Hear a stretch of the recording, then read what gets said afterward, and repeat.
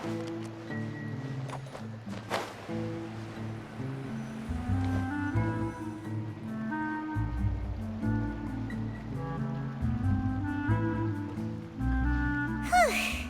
been a tough few days, hasn't it? So much has been happening. Paimon didn't think the meetings would go on for so long, but everyone seemed pretty fired up, huh? Paimon thought they'd be at least a little frightened. Well, Fremine was, now that Paimon thinks about it, but everyone else just looked a little surprised. Well... It's hard to say. Paimon doesn't have any experience with this sort of thing. But with you around, Paimon sure will do great. After all, you're the most reliable person in the world, aren't you?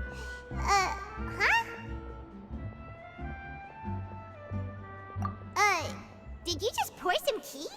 Paimon didn't notice you doing that at all. Then what's that? Paimon's never seen that cup before. Don't be frightened. I'm just joining you two for tea. I merely refrained from saying anything till now. Who's that voice? But there's no one here. Ah, have you forgotten me already? Wait, you are familiar. You're the voice we heard from the sky in Sumeru. The voice from the sky, I fear that description is wrong. Though, not completely wrong. You're feeling lost now, just as you were feeling previously. I sensed that confusion and thus came to you. Guiding people is an irresistible hobby of mine, after all. Consider me a passerby, just accepting a commission from my friend's disciple on a whim.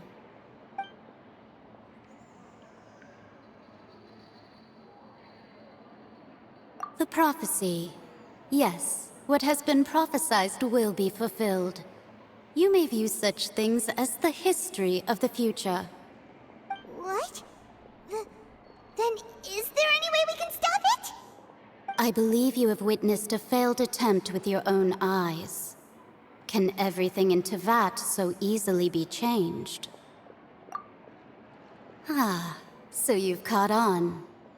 Just as prophecies are usually only the future as seen from the perspectives of the gods, could things be happening in hidden corners where the gods' gaze does not fall? Are the things that you shall see different from the fate that the gods perceive?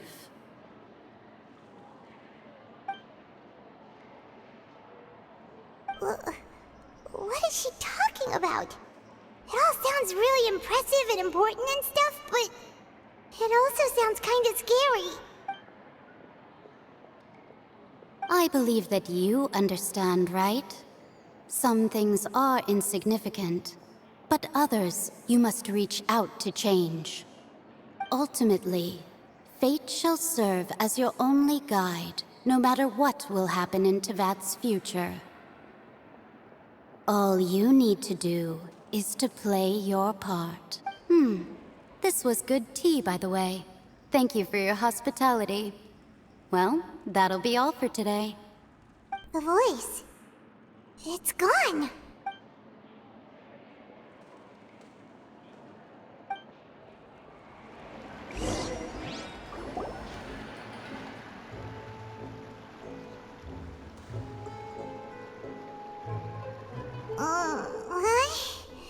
I want to hear someone talking. All right, coming. Hey, it's you who's getting lazy, okay? Well, I see I've walked in on some lively banter. Luna! Fine, just fine. I went to take part in that Steambird panel. It turned out to be more interesting than I expected. Not all Fontainians are pessimistic about this. One journalist mentioned that sitting around and waiting for the end to come would be wrong, and that they should make their own rescue preparations. I agreed, so we had a brief chat with her. Did she have pink hair by any chance? Why, yes! It was Charlotte. You remember her, right? That daredevil journalist? I'm in full support of her view. Prophecies are very important, but how can people allow their lives to be commandeered by just a few words? That's right! Paimon's glad to hear something sensible for once. Ah, yes. About what we had discussed before. I did try, but I'm afraid I couldn't reach the old hag. I'll try again tonight, but I wouldn't get your hopes up. Huh?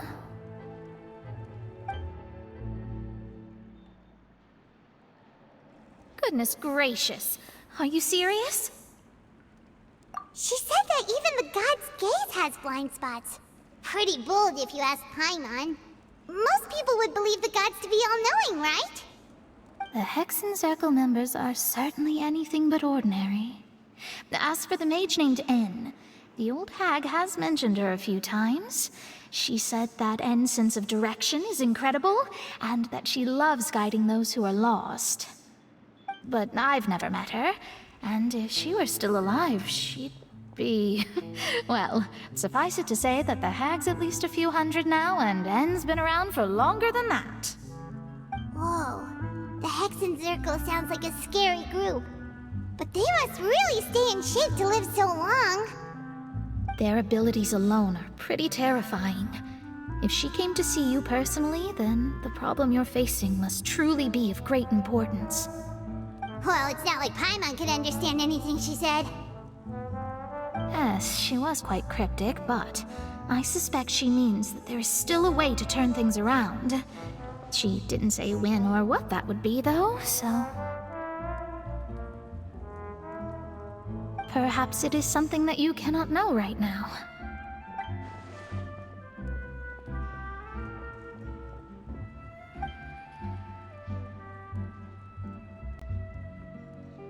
Traveler, Paimon, are you two all right? Oh, we're fine. We're just a little down right now. It kind of feels like the end is coming, you know? I see. I feel that same sense of desperation, too. I guess you could consider me someone who has often witnessed fate. So far as I have seen, it cannot be swayed. But even so, I still hope for, and believe in, miracles. Astrology is eternal and rational, but fate may not be. It is cruel, but it can also be beautiful. Perhaps that's what En was trying to tell you. Not to lose heart, and to believe that what you are seeing playing out before you is not yet set in stone. I did originally think of steering clear of all this, but I couldn't. Even if this is all futile, I still wish to help everyone. If we don't struggle to the last, then how can we face the end when it comes? Huh. You do have a point. There I go, talking about astrological principles again. Sorry about that. The moment I start talking about work-related stuff... I need to get going. It was worth trying to comfort you, even if only a little. I believe that you'll help those who are struggling in the same way I did. I suppose that might be why we always seem to meet by coincidence. Paimon feels kind of moved by what Mona said. But also kind of sad, too. Hey, Traveler. Paimon suddenly feels like going outside for a walk. Let's go. Let's walk around the city, shall we? There's a few spots we always like to walk by.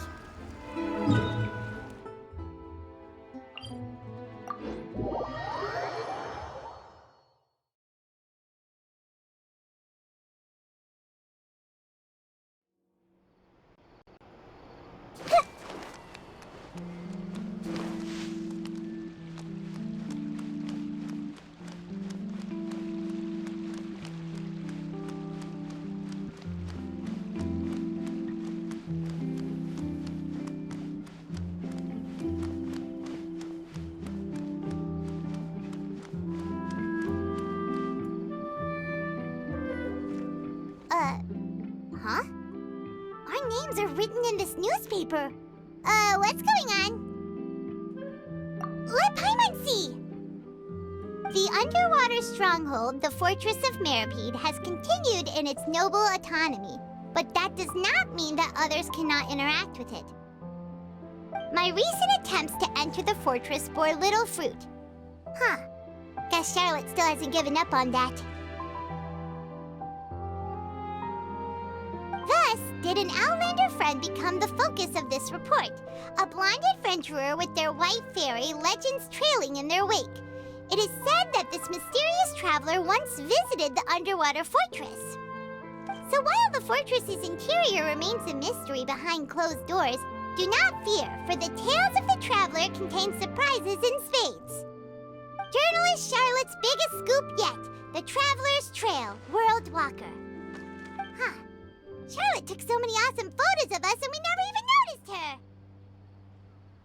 She hasn't been able to get a hold of anything at the fortress, so since we're easier to find, she's using us as the subject matter instead? Ugh, seriously? Well, fine. Those headlines and photos do look cool, so Paimon will forgive her this time.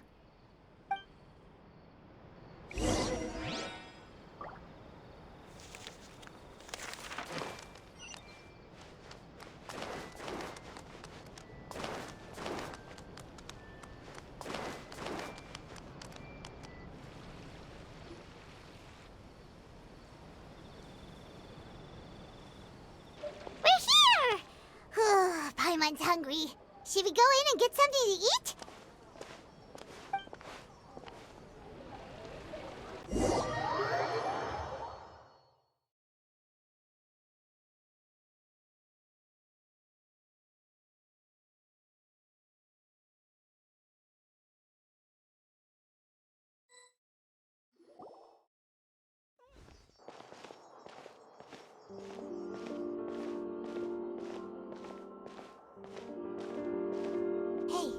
Quick! Look! That's the limited edition only 16 slices a day cake! It was so delicious the last time we tried it! Despite the tense situation we were in, let's give it another go! Paimon's sure it'll be great! 1 slice of cake, please. Someone showed up after all! Oh, wait, you're the one from the Palais Mermonia. Oh, are you here to buy cake too?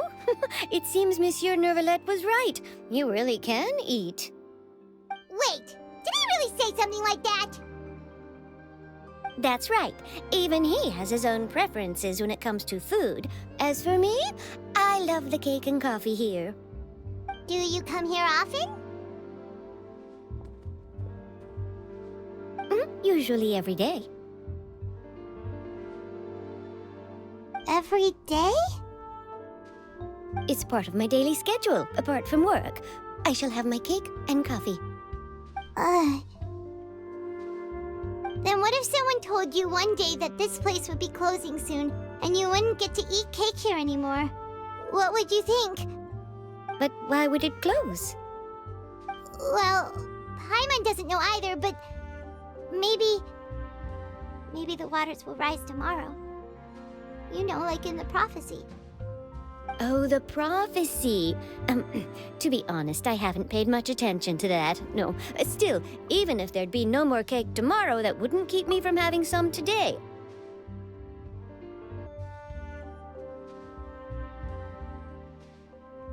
No, it's the same for eating in general. You might not be able to eat tomorrow, but if you can do so today, then you should carry on.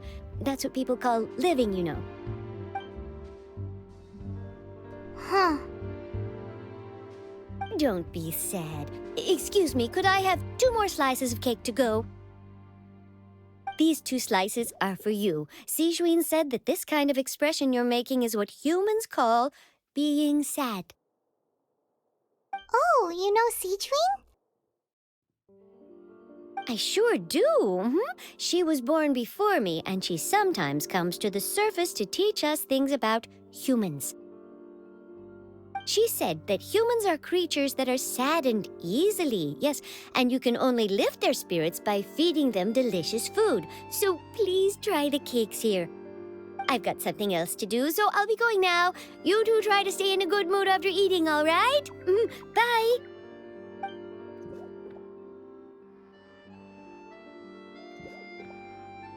And there she goes. All right, let's dig in. Paimon's sure this cake will be delicious.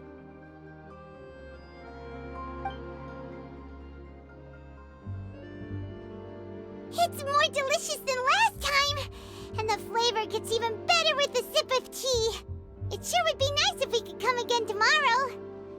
Sure would be nice if we could always eat delicious food here.